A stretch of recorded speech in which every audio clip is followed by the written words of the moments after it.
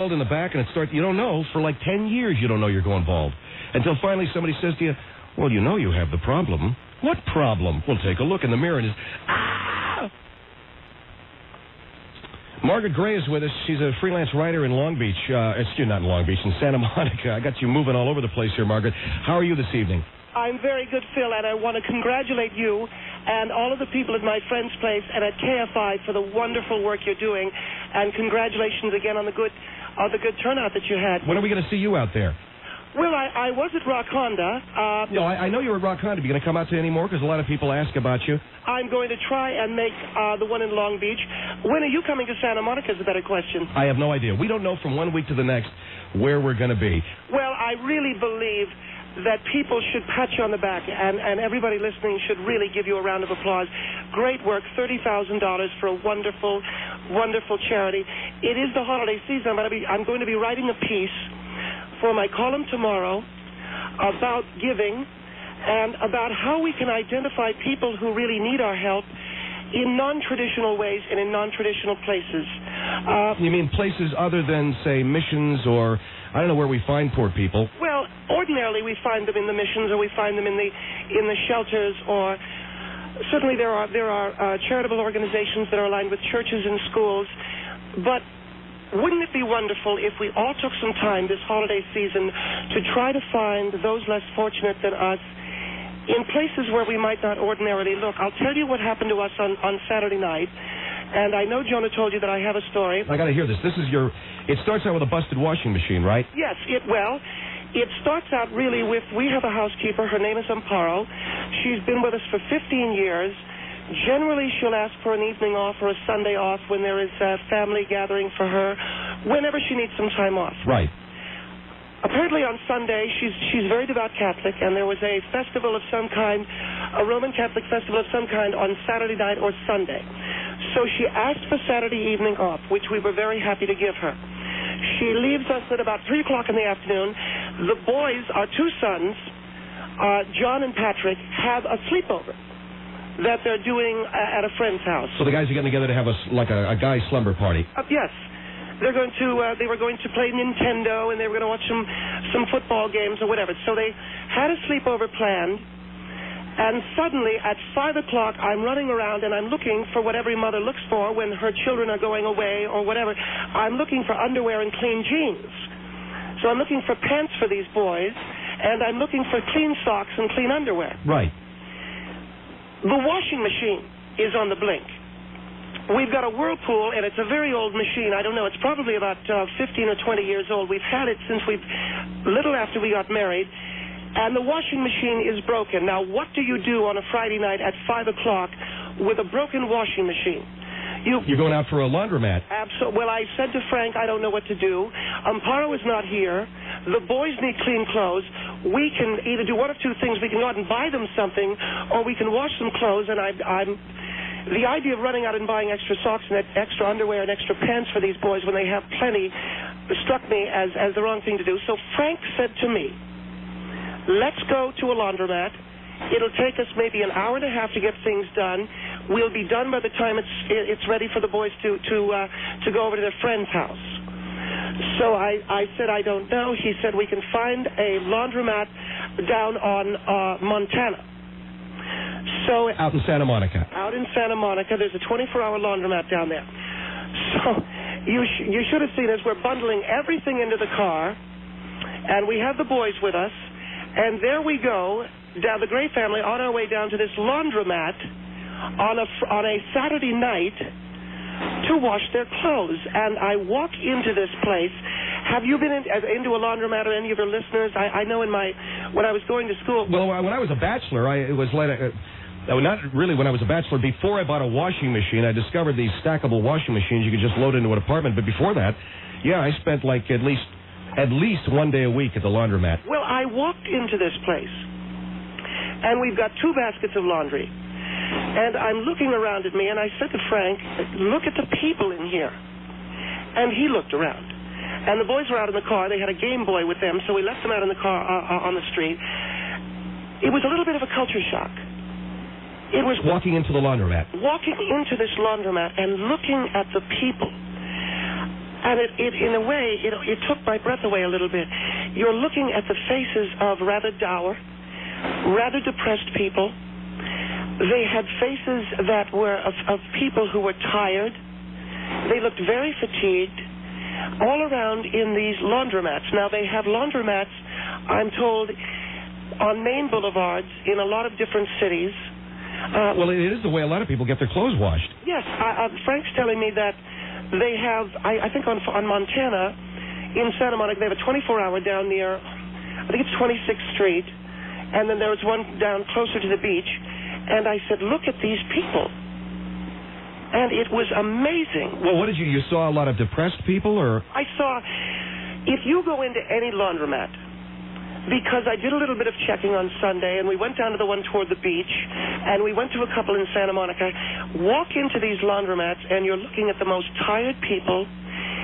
I am telling you, it absolutely tugs at your heartstrings in a way to look at these poor people who have to go to laundromats. They have to lug this wash in. They look very sad.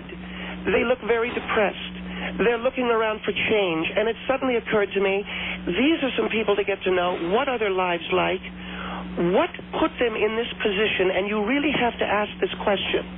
When you're looking at people less fortunate than you, when you're looking at people who don't have as much as you do, you have to ask yourself, what put them in the position where they have to go to a laundromat to do their clothing on a Saturday night, where they have to go into a laundromat on a Friday night? I was so taken aback. I was filled with compassion. It was really amazing. Did you talk to any of these people? I mean, now these are people who are... Well, they seemed rather desperate, and they, in a way, they were a little bit off-putting.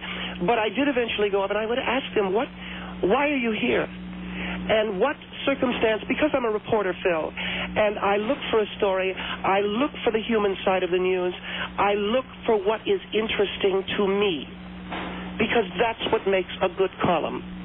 When you're writing a column. When you're writing a column, you look for what is interesting to you as the writer. Do you understand what I'm saying? So I looked around me in this laundromat, and the first question I said to Frank, what I want to know is what brought these people to this point. So I asked people, where do you work? Where do you live? How do you live? What do you do? And one thing about poor people, Phil, they're very prideful people. They don't really want to answer a lot of questions. They seem a little off-put. You know. So were you going around the laundromat and asking people? Did you introduce yourself? Oh yes, I introduced myself. I said my name is Margaret Gray. I write a column. It's nationally syndicated. Will you tell me a little bit? I'm a newspaper writer, basically, because people don't know when you say I write a column, they don't really know what that means. Right. So I said to them, well, what do you do? How did your life turn so that you find yourself in this predicament? And they were a little bit ornery. It was interesting. They were... Did they answer your questions? Well, you know, a lot of them didn't want to. A lot of them looked at me, I don't want to talk to you, I don't know what you mean, I find your questions insulting, because the poor are very prideful people. And when you walk into any laundromat in this city, and you look at the faces of the poor, you really get a snapshot of what has gone wrong for some people. Not all people, but for some people in our country. And really, Phil, we're looking for the poor in shelters, as you mentioned, and we're looking for the poor in homeless shelters and in missions. A lot of times they'll come up to us and panhandle money off of us. Yes. You never go out looking for them. And if you want to go out to look and find the poor and find those people who are downtrodden, or people who simply don't have what they once had, people whose lives are at a crossroads, whatever description you want to hang on to it, go into a laundromat, because that's where they go. That's where they have to do their business. Well, they have to wash their clothes, and they have to, I guess, take care of those needs. Yes, they do. They need to do what we all do. But because they're poor people, and because for whatever reason they found their lives in this very hopeless, not hopeless state, I don't want to use the word, but in a very difficult state, they find themselves in laundromats. They're in these places where they have to use washing machines. They can't afford to wash their own clothes. I really was taken aback, and I was really shocked by the look of the people in there, and I got a really good, I guess a really good feel for those people less fortunate. And well, who did talk to you? Who were the people that were forthcoming with you? there were a few people who would say, well, I'm here because I can't afford a washing machine. I can't afford. It was about not being able to afford a lot of things. It was about really being poor. So I said to Frank, and we had what I thought was a very inventive idea. We go to shelters. We find the homeless and the poor in missions. This Thanksgiving season, I said to him, one thing that we can do is we can go to somewhere as obvious and as simple as a laundromat to find the poor, because every laundromat is loaded with them. There they are, very tired people, forced to do their laundry like this, and we can begin to make a difference. And I said to him, around Thanksgiving, a few days before, why don't we go in and hand out turkey dinners? To the poor people in laundromat? Yes, to the poor. These poor people, Phil, and my husband Frank is a little bit more graphic, who calls them poor bastards and poor devils and this sort of thing. And I didn't think that was quite the description. I said, why don't we go into the laundromats and let's hand out turkey dinners right there to these poor people who have no choice. Well, it's as you say, we find the poor in a lot of different places. Absolutely, Phil. And the laundromat is the most obvious. All right, well, let me give our phone number out. We're talking to Margaret Gray, 1-800-5201-KFI in Orange County, 5201-KFI in L.A. County. Bellflower on KFI AM 640. Hello? Bellflower, hello? Oh, Margaret, I just wanted to let you know that not all poor people go to the laundromat. I have a washing machine and a dryer that are unfortunately in storage. And for that fact, it's because I had to move fairly quickly. I had 3 weeks to move, and unfortunately, I couldn't find a place with laundry hookups. Do you have a job? Yes, I do. You do have a for job? the County of Los Angeles. You do have how long have you been working? 6 years. Did you go through an employment agency to get the No, I didn't. I think you ought to be congratulated that you went out and found work. Thank you. I really do. Thank you. You're not saying that you're poor, though, ma'am, right? No, I'm not poor at all. Well, one of the things that I found, I heard a lot of that from people, but I find that poor people are very prideful people, and they're not going to tell you that they're poor, or they're not going to tell you that they're having a difficult time in terms of making money. Margaret, You know what I'm saying? No, but you know what I'm saying. Okay, I hear you, Margaret. Finding a difficult time, having a difficult time, making ends meet, having a difficult time finding the money to get Margaret, your washing machine out of storage. I'm not struggling at all. But you're trying to get your washing machine out of storage. Yes, I am. I am definitely when do you think you'll be able to afford to do that? It's not that I can't afford it. I just had to move very quickly, like I said. So, in other words, you're trying to get your washing machine out of storage for what reason? So I can move where they have laundry hookups. I like the laundromat, to be honest with you. That's what I mean. I love what you're doing. What you're saying is you're trying to find a better place to live. It's nothing wrong with the place I live. It just doesn't have hookups. Right. So you're trying to find a better place to live. Well, we can ask the lady, are you poor? No, I'm not poor. No, but you're struggling. You're struggling. I am you're not. struggling. No, I'm not. Well, what? Margaret. Is that a child there? Margaret, are you? Yes, it's my son. Do you have turkey for the child for turkey dinner for Thanksgiving? I'm trying to locate people who are having a hard time, who are struggling. Oh, that's not me. And you'll find an awful lot of them in a lot of these places, laundromats, where they can't do their laundry. But congratulations to you for doing the best that you possibly can for your family. All right, 1-800-5201-KFI in Orange County, 5201-KFI in L.A. County. Margaret Gray on the line with us. We're talking about finding the poor and finding the needy and finding those who need our help around the holidays in places where we might not look. And she was in a laundromat on Montana and found the people who frequent laundromats to be those kinds of people. I haven't been to a laundromat since I was in, since my 20s.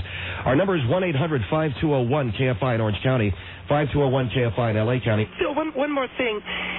To encourage people listening tonight to help the needy and to go into these places to look for them. All right, we'll get back to your phone call and your comments here. 1-800-5201-KFI in Orange County, 5201-KFI L.A. County. Phil Hendry Show, KFI AM 640, more stimulating talk radio. Now Terry Ray Elmer in the KFI News Center. Thanks. More stimulating talk radio. Shut up. Phil. Bull crap. Phil. What? Phil Hendry. Shut up. KFI AM 640, more stimulating talk radio. Phil Hendry Show. Well, that promo was about as bad as Green Bay's playing tonight, man. But anyway, Phil Henry Show, 1-800-5201-KFI, Orange County, 5201-KFI, LA County. Margaret Gray on the line with us, talking about locating the needy, locating the poor. Where are they? Where do they go? You're talking about having to use a laundromat on Saturday night. You heard the other lady saying that she needs, to get her washer dryer out of storage. I mean, there's probably a lot of people there who don't need to be there. Well, still not all of them. Most people who use laundromats obviously need to use them because they have no other way of washing their clothes. And really, what I said to Frank was simply this. Thanksgiving time, they give out turkey dinners at the missions. They give out turkey dinners at the shelters.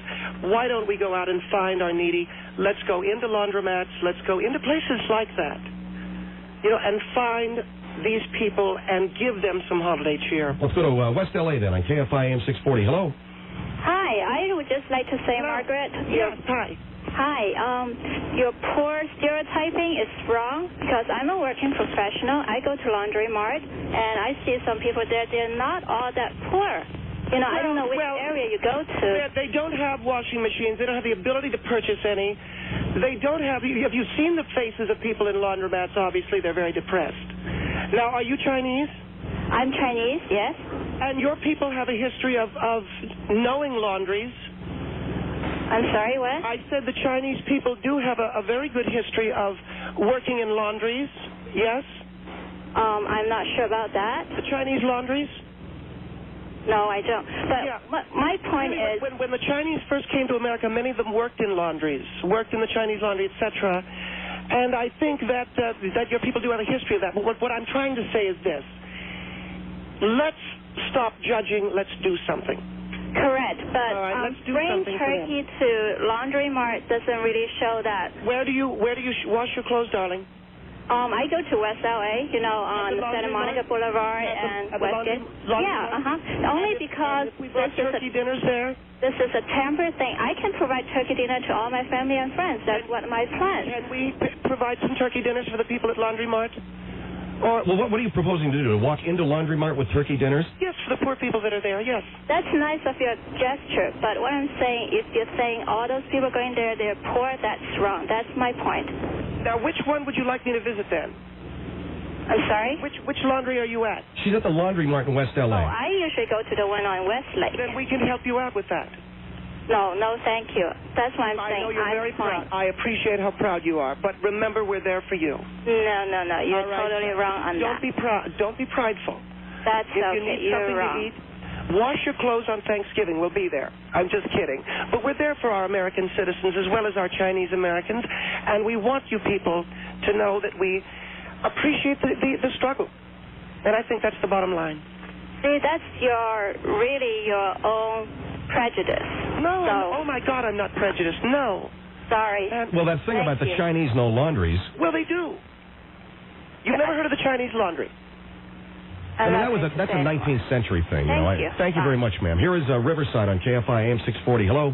Hi. Yes. Yeah, that lady, I can afford to feed people and everything, and I have a new house, a new car, but my dryer is out, so I've been using the laundromat just because it says if you don't wash here, you can't dry here, and I just need the dryer. You hear the stories people tell you, Phil? My dryer's out and this and that. That's the truth. No, but I know that you have pride, and I would too, darling. Well, what I'm saying is that if what we're saying basically is this, we're there to help the people who are having a hard time, who are struggling like yourself. No, I'm not struggling. I mean, I'm fine. What laundromat do you use? I've only used it for a couple of weeks until I get my dryer fixed. What laundromat do you use? I don't know. It's one in Riverside. I don't even know the name of it, but when I go there, and it's expensive. I mean, I can't believe the price. It's like... The dryer is out. Why don't you buy a new one? Well, that's what I'm going to do. As a matter of fact, I'm going to do that this week. These are the telltale signs. Well, she didn't buy a dryer? You're saying the feeding dinner at a laundromat, there's not even anywhere you'd be able to feed people. And all the people I meet there, the reason why they go there is because they don't want to do it at their apartment or condo, wherever they live. They cannot afford to maintain the basic decent amenities that we all need to keep our clothes clean.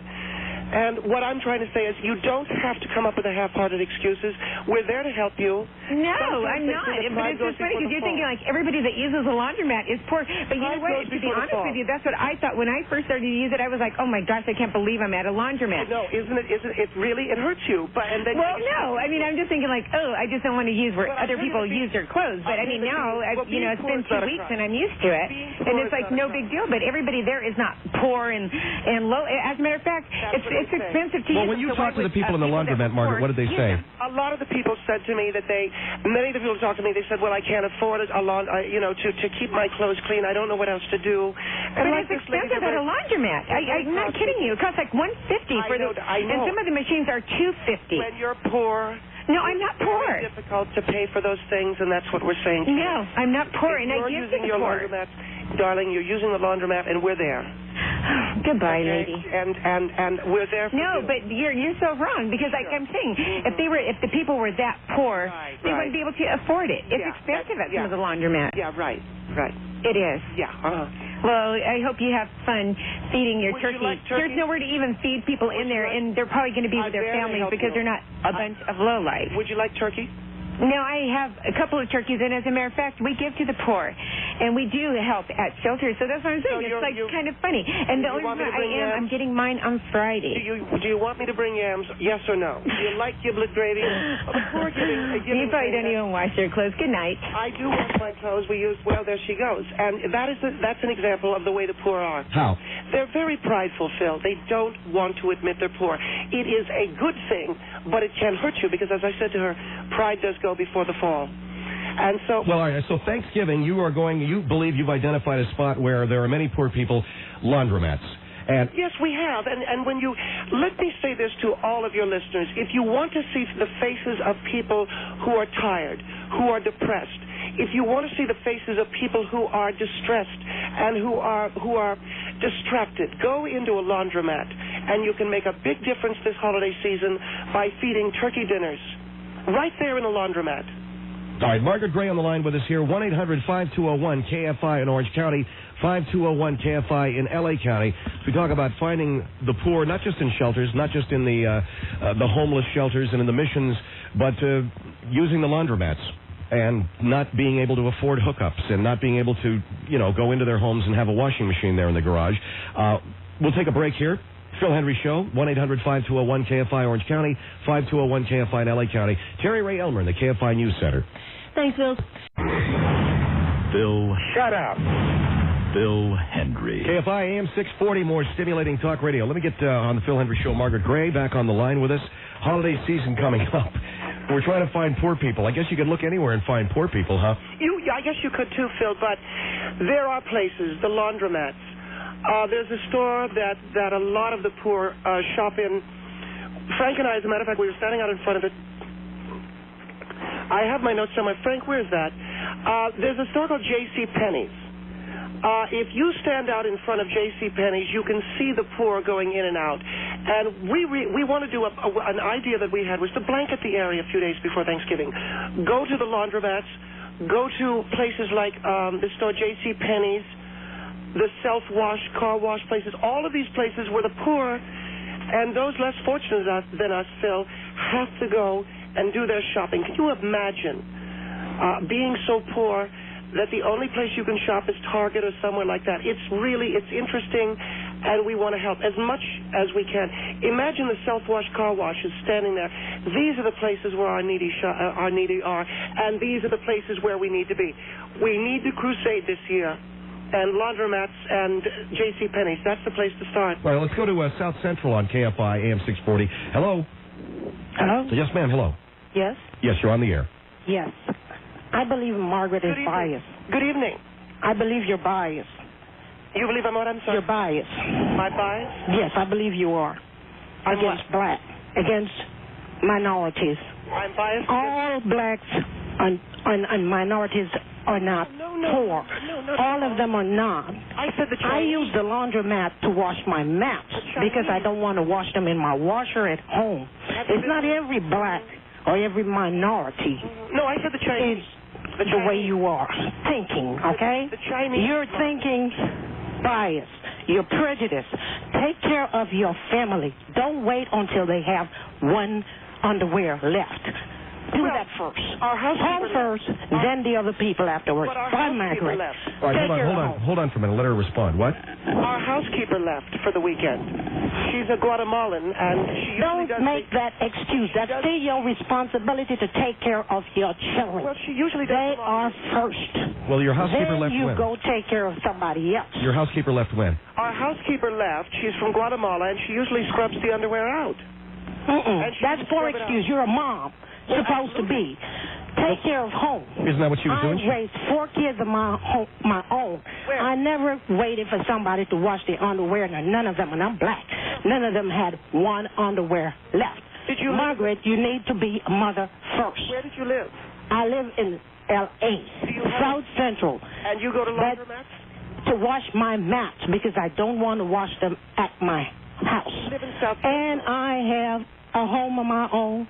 Right. So, but that's South Central. and I have a you see, good job. South Central is not exactly. But you need to take care of your home, Margaret. You need to be a mother well, first. anyone, Then you take care of the other darling, people. Anyone Bye, sweetheart. Take care of yourself. South Central is what I was going to say, and I think it's true. All right. I guess what the lady was saying, I don't know what she said. I couldn't hear either. I don't even think anyone has a washer and dryer. I mean, I'm not sure whether they do. Where? In South Central? I'm sure they have them. Well, they do have a lot of laundromats there. Oh, my Lord. These poor people are starting... I love the poor, but they're starting to annoy me a little bit, you know. And you know why? Why? Because of the pridefulness. They don't want to admit. I live in South Central. I have to go to a laundromat. Just say it. Say the words. I think in a lot of ways, that denial crap, oh, boy. I wrote an article about it. All right, here's Redondo Beach being in denial. Yes. All right, here is Redondo Beach on KFI. Hello. Hi. Margaret, who are you to pass judgment on other people? I'm not passing judgment. I'm saying that I'm sure you helping are. them. I'm helping Sure you them. are. It's I'm a little helping them. cost benefit. If it doesn't make sense for someone to go out and buy a washer and dryer, why can't they go to a laundromat to do their laundry? Makes sense I have to go out never. and buy a washer and dryer. When does it not make sense to own a washing machine? If you are renting a house, if you're in between places, why wouldn't you? What are you, homeless? You could get a washing machine and hook it up to the spigot in your kitchen.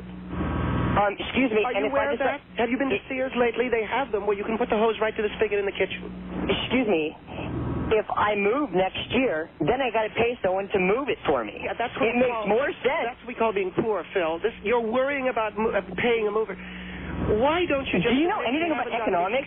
Try doing a little cost-benefit, lady. Cost-benefit? Darling, when I move, I hire a mover. When I want to wash, I put it in a washing machine. You're sitting there pinching pennies and rubbing 2 nickels together. Because you're so high and mighty that you can't do things by yourself. Do you work?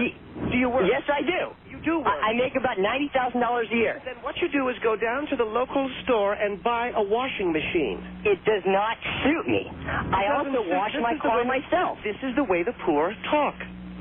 I also wash my car myself. I enjoy doing things. When you go to the laundromat, you also get the opportunity to interact with people that you wouldn't normally get to go interact. Oh, God. Listen to the excuses now. I'm going to go interact with the... Look, if you don't want the turkey dinner, say so. Margaret, do you have many friends? I have many friends. You want the turkey dinner, or don't you? Would you say this for me? I don't need your pity. And you know what? No one needs your pity. I'm poor and I'm proud. Because you aren't...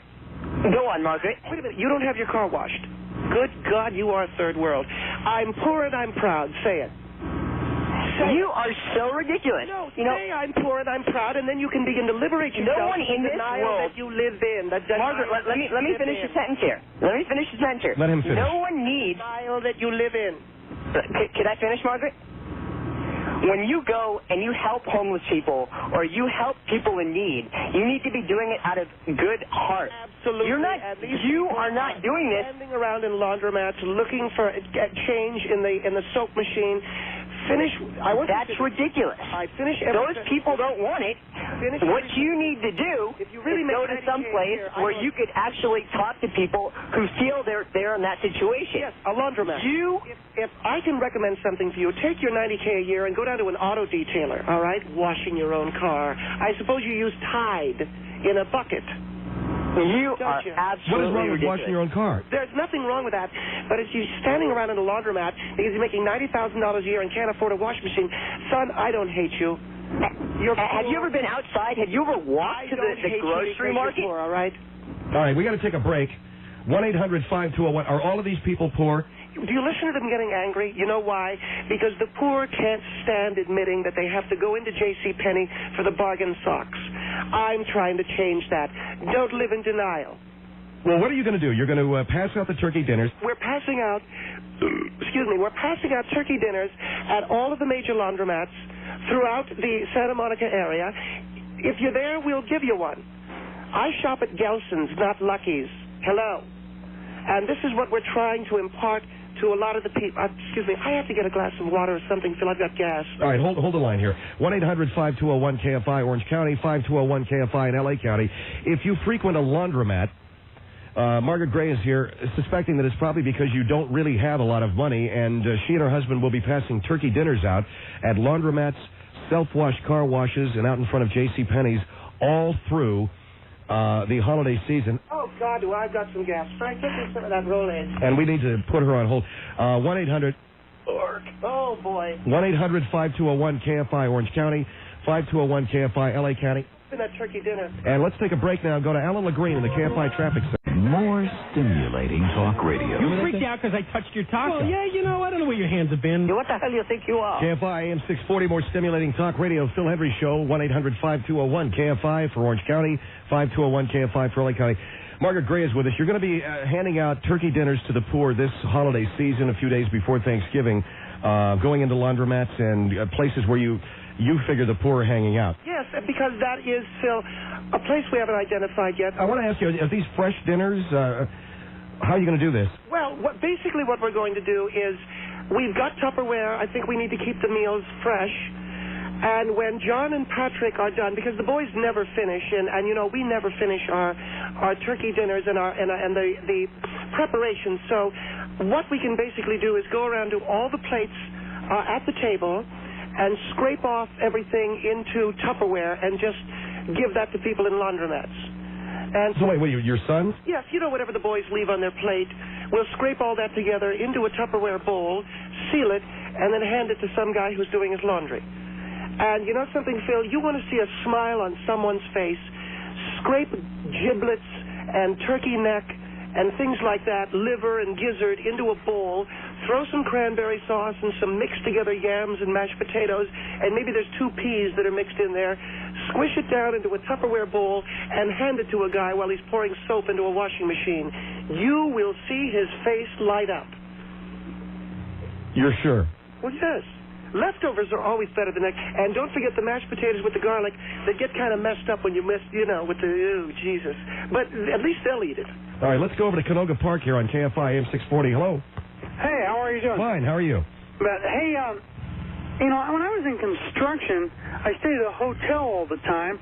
I made about $7,000 a month, but I had to go to the laundromat. Obviously, I wasn't the poor guy. That's another good excuse. Now, it sounds to me like you're really the poor person because you're at a laundromat. $7,000 a month and this guy lives in a hotel. What, are you homeless? Well, apparently I wasn't homeless, so I was living in a hotel. Now, was I? I think that... Now, I own a house. My wife doesn't have to work. I have 2 children. I make $60,000, $70,000 a year easy. I'd say that making $7,000 a month and living in a hotel, you're mentally diseased. By the way, don't forget the green bean casserole with the fried onion top. You like that, sir? No, I don't eat vegetables at all. Well, then you're going to have to start. Why would I have to? Because if I see you in a laundromat, you're going to get it. Really? Do I have to accept it? No, I don't think there's a law that says I have to. No, I mean, you're talking about going down to Sears and JCPenney's. Yes. It would appear to me that if you've been to these places, then you're poor. No, I stand out there. Well, now, see, listen to your people like you going in and out. You make up the fact that you have a maid? You really don't. I watch you people going in and out. Do you? What do I look like? See, you haven't even seen me. What you look like is the kind of guy that makes $7,000 a month and lives in a hotel. Is that right? What kind of guy is that? The guy that drives the brand new $40,000 pickup truck? When I walk up to you with a turkey dinner, you're going to take it. Am I? I doubt I'm going to take a turkey dinner from you. You better. I give you the poke in the nose. There's going to be trouble. Saturday, November 7th at noon. This coming Saturday. Yankee Doodles is a gay bar? That's fine with me. Whatever. This is right off the bat, Crozier's hitting me with this. Right off the bat.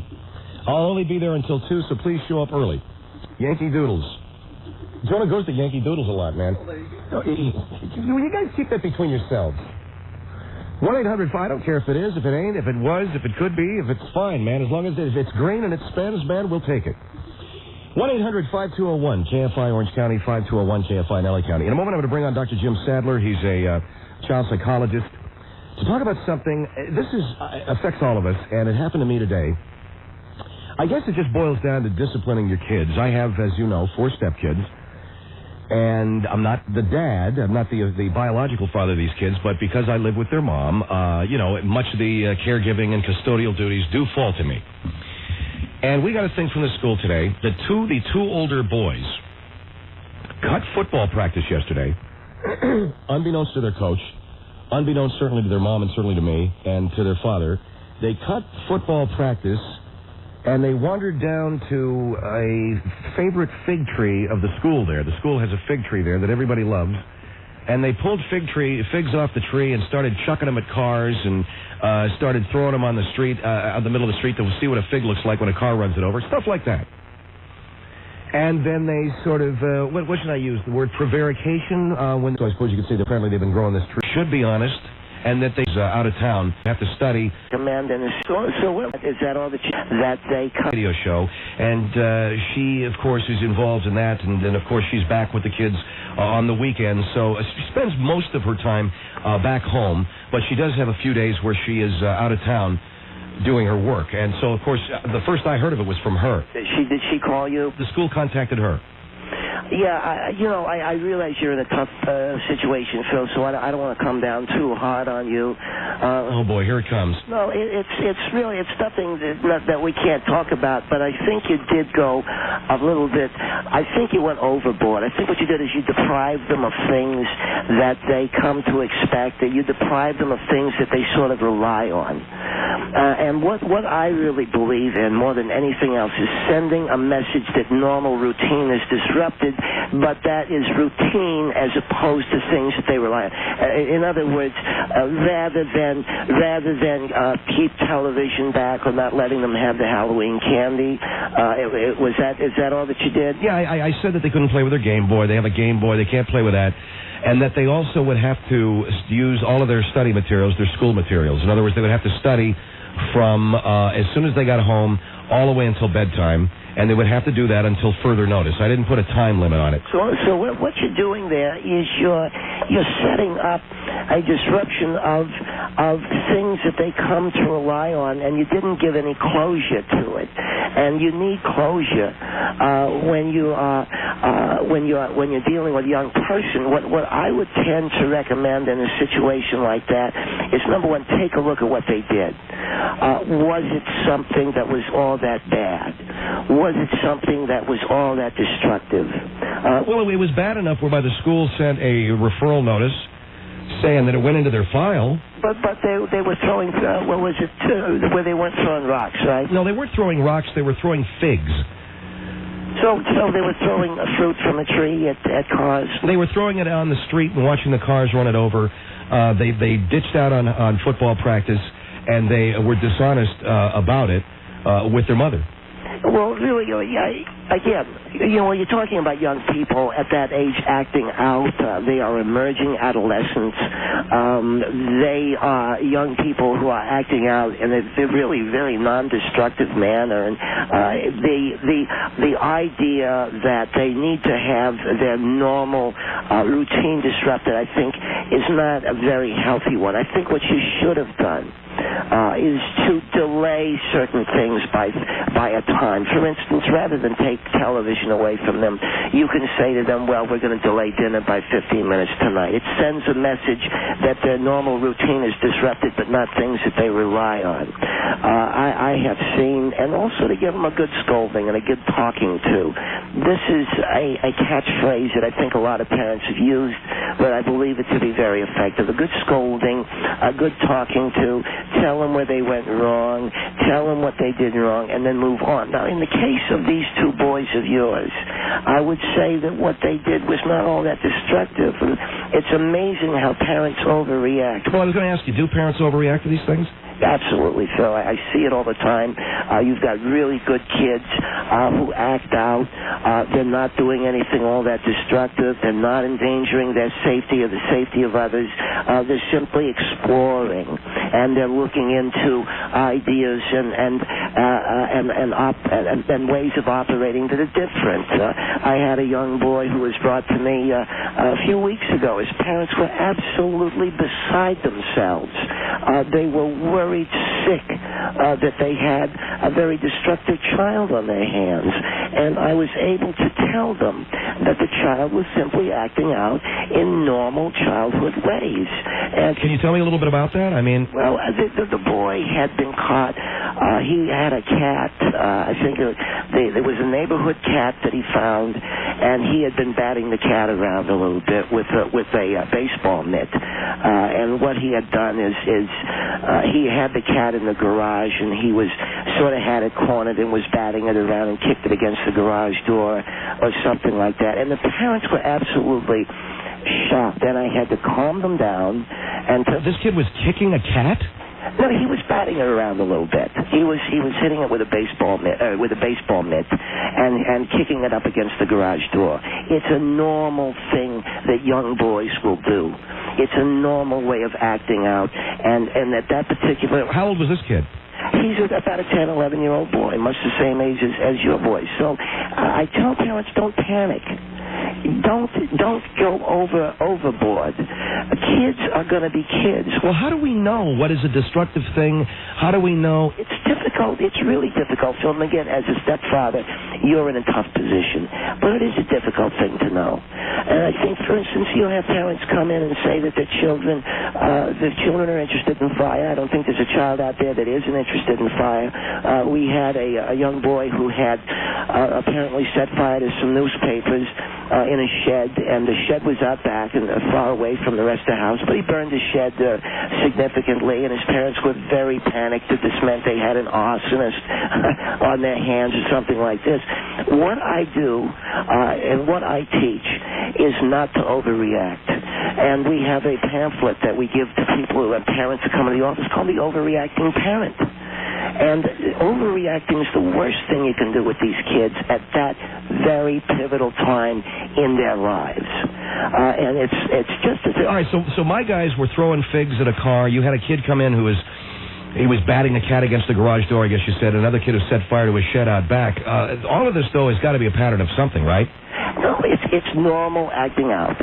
It's a normal part of that stage of life where a child is curious, where a child is perhaps emerging into adolescence, what we call the pre-adolescent years, where a child is beginning to investigate the world, the idea... Well, you said this kid was kicking a cat against the garage door? He kicked it against the garage door, and I recommended to the parents that they give him what we call a good scolding.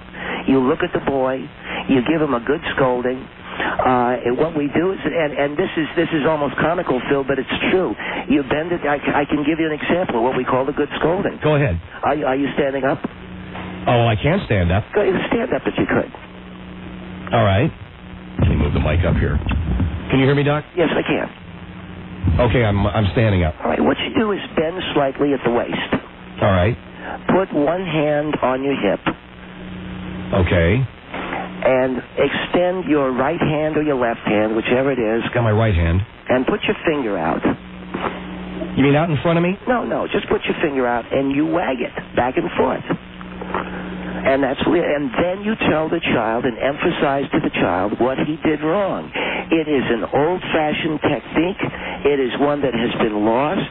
It is one that a lot of people don't take very seriously. What with all the new child psychology, it's called a good scolding. So I'm bent at the waist, I have one hand on the hip, and I'm wagging my finger, and I'm telling the kid not to do it. You're telling him not to do it anymore. You're telling him that it's an act that you find is wrong. You'd rather not have him do it. This is what we call a good scolding, and this is what we call reinforcement and not disruption of normal patterns of behaviors. By taking away television and by taking away the Game Boy and all the Nintendo, whatever it is, what you're doing is you're disrupting their normal pattern. Well, so you're saying with the kids today, what I should have done is I should have, I guess, bent at the waist. You bend at the waist, you put a hand on your hip, you give them a scolding. All right, and maybe you delay dinner by 15 minutes, and maybe what you do is you take a little bit extra time in driving them to school or something. Anything that reinforces the message. We had a boy who came to us not long ago. He was angry at his sister, and he was very, very working out a lot of anger against the sister who was taking a bath one night. And he made like he was going to throw the hairdryer into the bathtub. And his parents were shocked, and I said, that's just a kid acting out a little bit. It's just a little boy who is angry, but fortunately he's able to stop himself. And you have to understand, Phil, that children can be filled with anger, and they need to release it too. Well, we got Dr. Jim Sadler on the line with us, talking about the overreaction of parents and how we discipline children. And as I mentioned, I got a couple of stepsons today who ditched out on football practice, wound up taking figs off of a school tree and chucking them at cars. And I took away the TV and I took away the Game Boy, and I essentially said no Halloween candy. And you're telling me I overreacted. And I don't want you to get down on yourself for that, too. All right. No, I'm not down on myself. I kind of felt that maybe I did. I don't want you to get down on yourself. I think what you need to do is give them the TV back and let them and give them that scolding. Let me talk to Beverly Hills on KFI AM 640. Hello. Hi, Doctor. I think you're misleading people. Animal abuse at a young age is a telltale sign of malicious conduct to come. You should not be taking that complaint lightly. And No, I'm not saying animal abuse. All he was doing was he was batting the cat around with a glove. He was not torturing the animal. He was not inflicting pain on the animal. He had the animal in the garage. This was the kid that came to you? That was the child that we talked with 3 weeks ago with his parents, yes.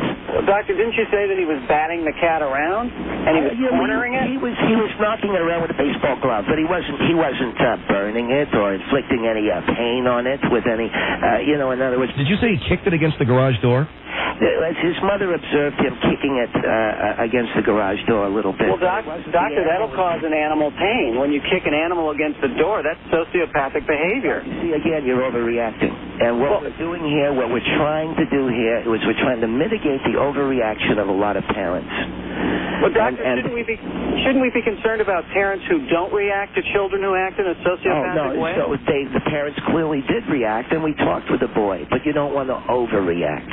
And that's well, did these parents overreact? What they did is they brought the boy to me, and I talked with him, and I don't know whether that's an overreaction or not. It certainly is better than depriving the child. The worst thing you can do is act like you are now. Do you have children, sir? Well, I don't, but I hope to someday. And if my child acts this way, you've got to take some classes in parenting before you have children, and learn how to calm down a little bit.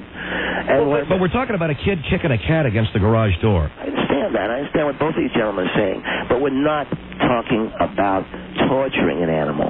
Well, Doctor, what is inflicting pain on an animal? It's not like he hit another human being. It's not like he was inflicting torture on a human being. We're talking about a kid. It's not like he was torturing a dog. It was a cat. It was a cat. And that is I think it's the most important thing to remember. He was kicking a cat against the garage door, though. Yeah, but it was a cat. It wasn't a dog. It wasn't an animal that we consider to be domesticated or pets. These are the things we've got to remember. All right, you need to hold on here for just a second. Dr. Jim Sadler's with us here. I'm talking to him about, I felt kind of bad about disciplining the kids today, taking away their TV and everything else because they ditched out on football practice, and in addition to that, we're throwing figs. He says I overreacted. Our number is 1-800-5201-KFI, Orange County, 5201-KFI, LA County. Phil Hendry Show on KFI AM 640, more stimulating talk. Phil Hendry. You are a pig. Oh, hell no. KFI AM 640, more stimulating talk radio. Phil Hendry Show. Yeah, that's me, Phil Hendry. You are a pig. 1-800-5201-KFI in Orange County, 5201-KFI in LA County. And on the line with us here, Dr. Jim Sadler. I don't know why I just get worried because, as I mentioned at the outset of the show, a couple of two of the kids in our family cut football practice. We're throwing figs at cars. lied about it, and I took away their TV, I took away their Game Boy, and essentially, Dr. C and I overreacted, and you're worried about the overreaction of parents. Absolutely. So especially when you're dealing with the young adolescent boys who are going to act out this way. We've got boys that come to us, their parents are shocked, and they're worried, and what about this kid who set fire to his shed in the backyard? Again, children will be interested in fire matches.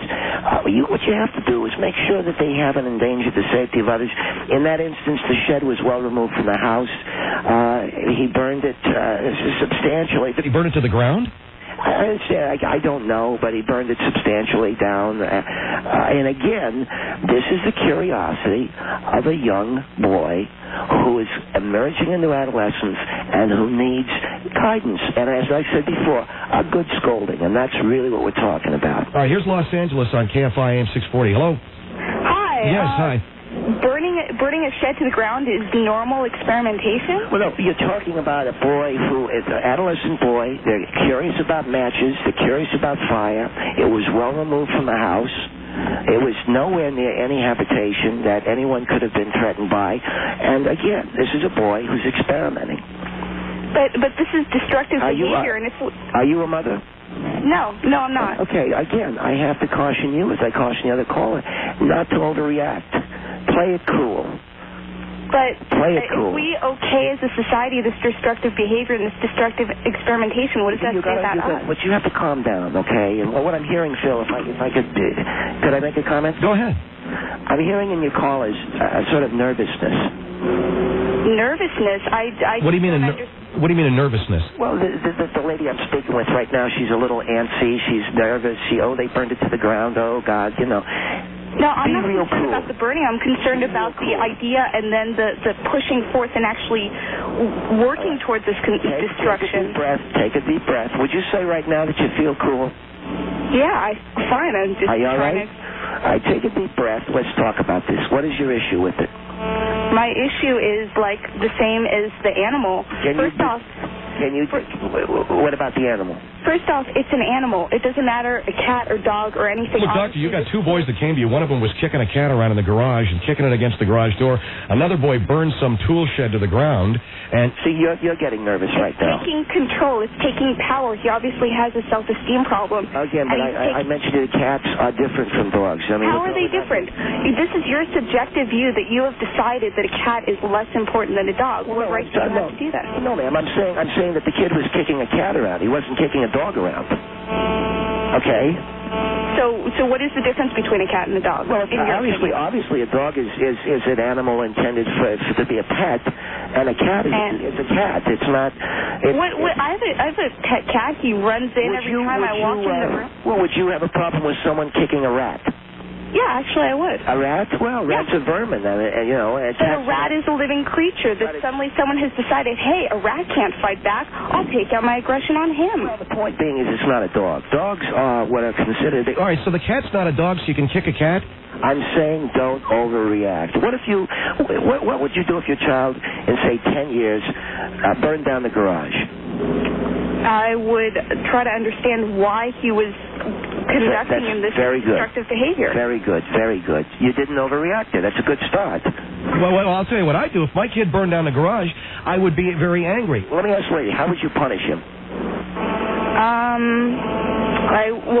I don't know what measures. It would depend on what the child let me tell you a story. Would you begin to send him to a psychiatrist? Probably, yeah. All right, that's a very overreacting idea. Why? You've overreacted. I'm trying to understand what's wrong with my child psychologically. The kid burned a garage to the ground. We had a boy who came in, had an arson problem. He had burned actually it wasn't a garage, I forget what it was. He'd set fire to a warehouse. It was out in Camarillo. And I think he destroyed something like $50,000 worth of farming equipment. The first thing the parents want to do is take him to a psychiatrist. I said, why?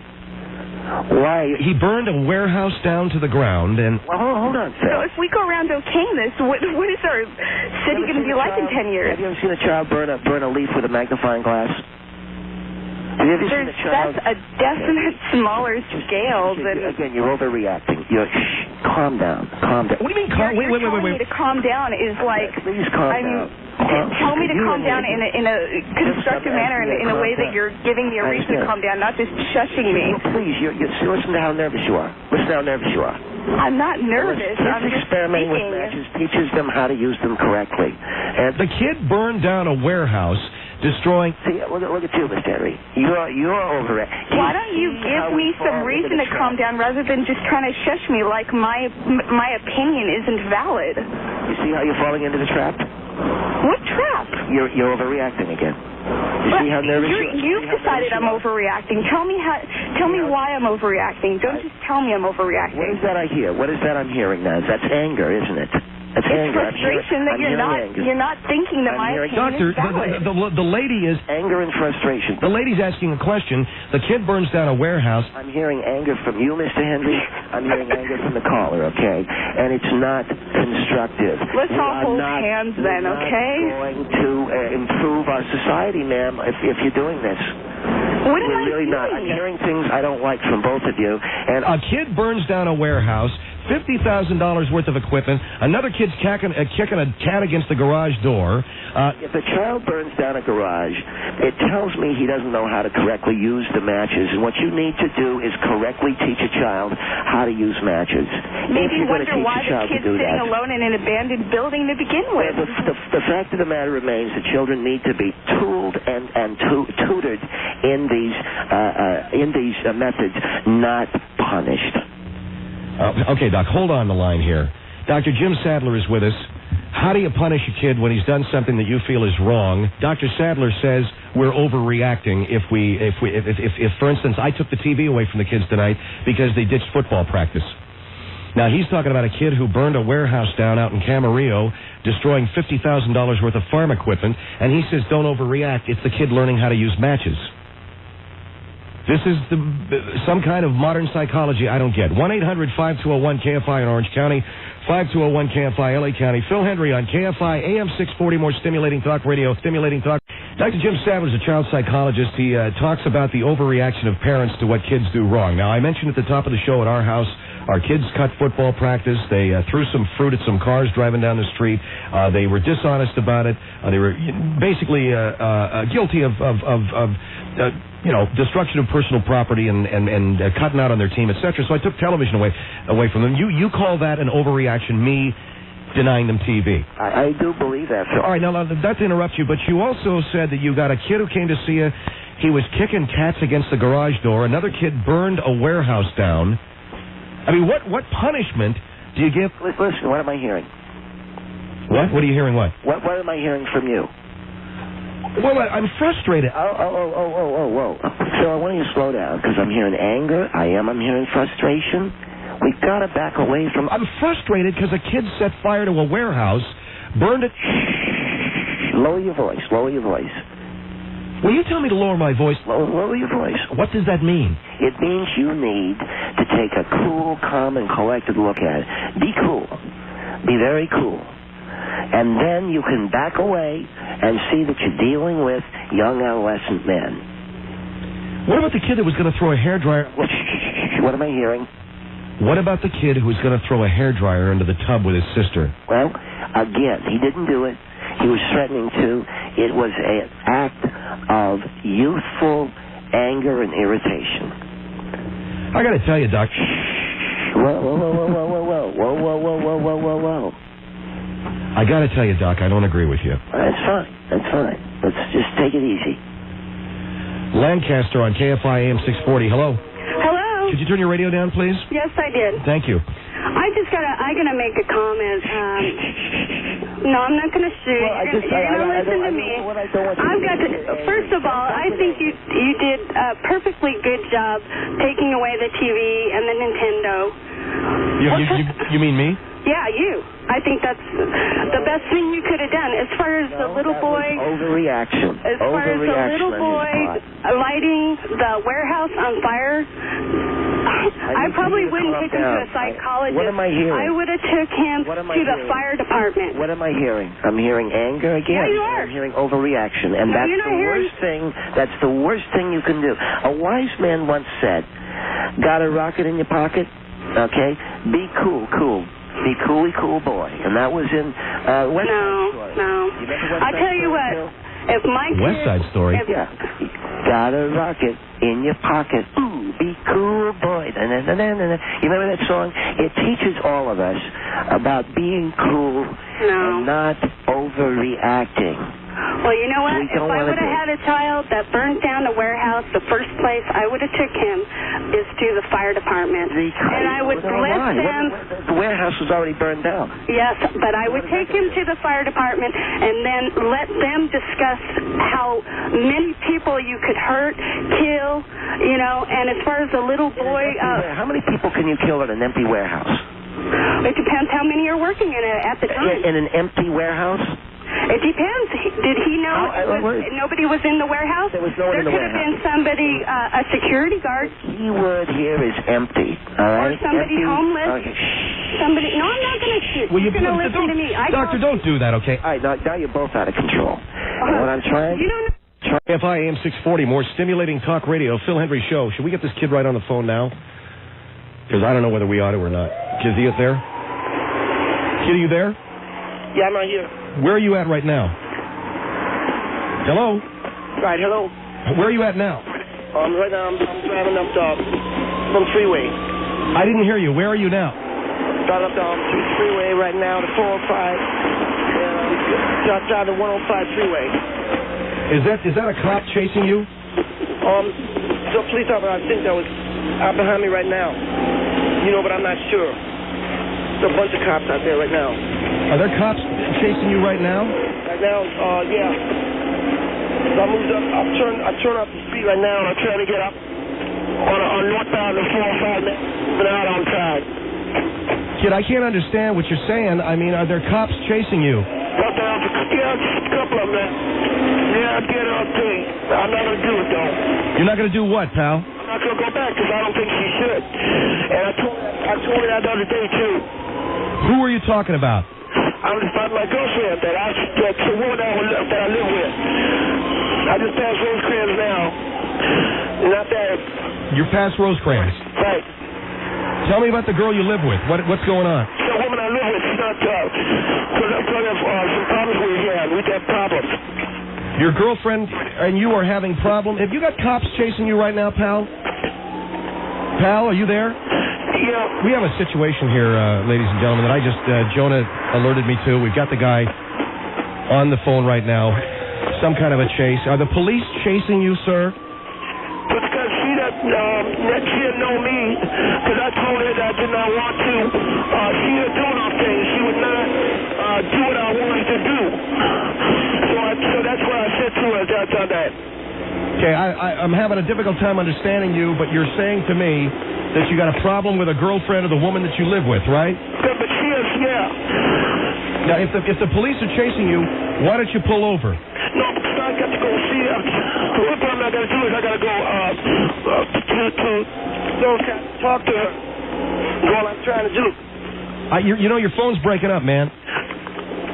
All I'm trying to talk to her, because that's what I'm trying to do. You're trying to go to your girlfriend's house? No, this is where we live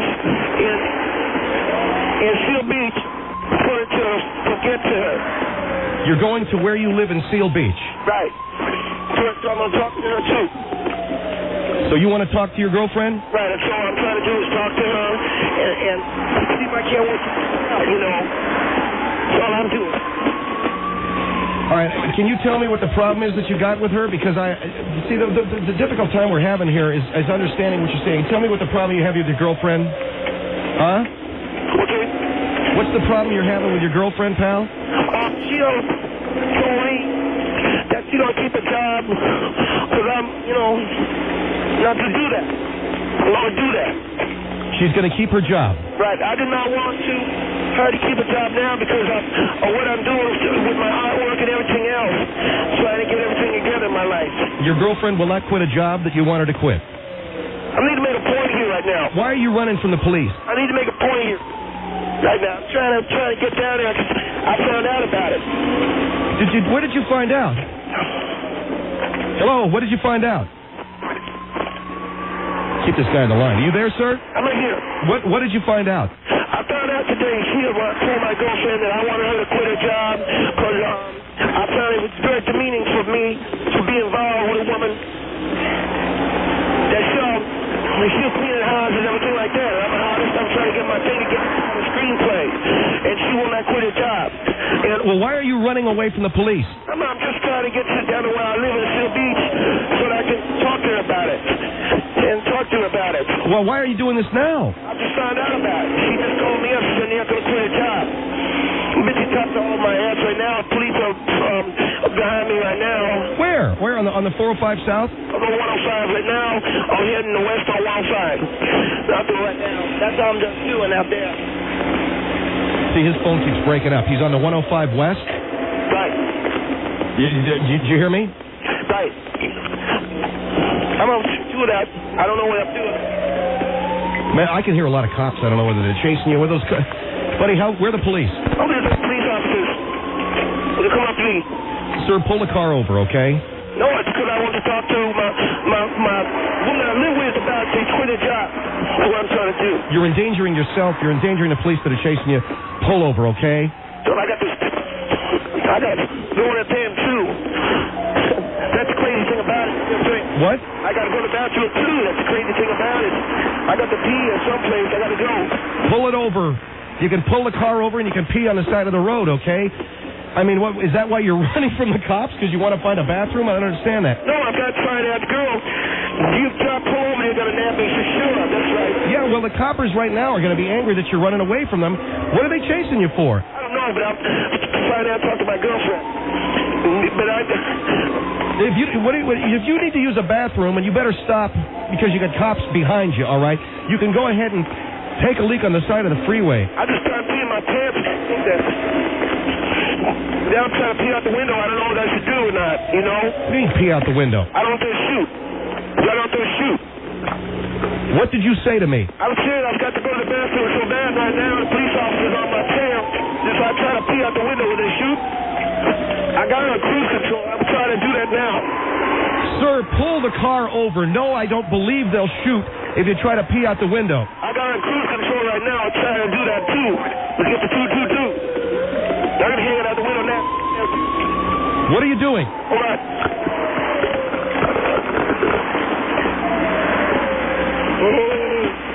This guy is, I don't know whether these are police chase in pursuit right now. The cops chasing some clown out on the freeway. He said he was on the 105 West. Well, switch on now, trying to get him upstairs to pee. And you can obviously hear that the guy is being chased by cops. Man, my teeth are falling out this way. I'll get down. And he apparently says he's got to go so bad, he's going to hang it out the window. I don't dare shoot. I don't think they're going to shoot if you pee out the window, but you've got to steer a car and you've got to pull that car over because you've got cops behind you. Do you understand? I'm trying to talk to my girlfriend is all I want to say. And I tell you, I want to tell her to quit her job. I want to tell you what she's doing because she humiliated me and everybody else doing that, you know? I don't understand what he's saying.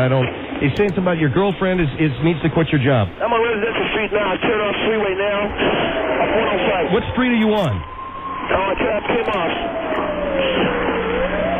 Well, we got a situation here with this guy. He won't pull over the car. He wants to go see his girlfriend in Seal Beach because apparently she won't quit a job that he doesn't like. Man, one of the cops has got a window open right now. The cop got it open. I'm trying to get him. We got a chase going on. I don't know where it is here in Southern California. This kid won't pull it over for the police. Huh? Okay, it stopped. Kid, are you there? It's on the window right now. What do I do now? Get out of the car with your hands up. Do exactly what the cops tell you to do. Okay. No, screw it, man. I want to keep going. I don't like this. Kid, pull it up. Pull it over. No, man, there's no way. We're gonna go late to our break because we obviously have a situation going on right now. This kid will not pull his car over. We've got him on the line here. What is your name, pal? Yeah, dude. What is your name? I'm Brass. Your name is Brass. Right. Okay, I'm gonna try it. Well, there you go again, man. I'm not trying to bang. That's all I'm trying to do. I thought the light was red. You're at a red light. I'm at a red light now. I can hear the police, man, and you know what? The longer you keep driving around like that, the more angry they're going to get. Do you understand? I'm not trying to make anybody angry. I've got to see my work down Seal Beach now. I'm going out there with Kate. I know you want to see your girlfriend in Seal Beach. Think they take a pee pissed off the cops? I don't know, because I'm very scared about it. What? I think I'd take a pee out the window pissed off the cops. I don't know whether taking a pee out the window, if you actually did that, yeah, I would imagine they are angry at that, yeah. I think they'd use the windshield wiper and some on that thing, I'll tell you that. What? I think if I peed out the window, use the windshield wiper. I don't know if they use their windshield wiper or not. Pull the car over. You're in very serious trouble. You've got to stop. Those police officers are after you. I got to take a... Now.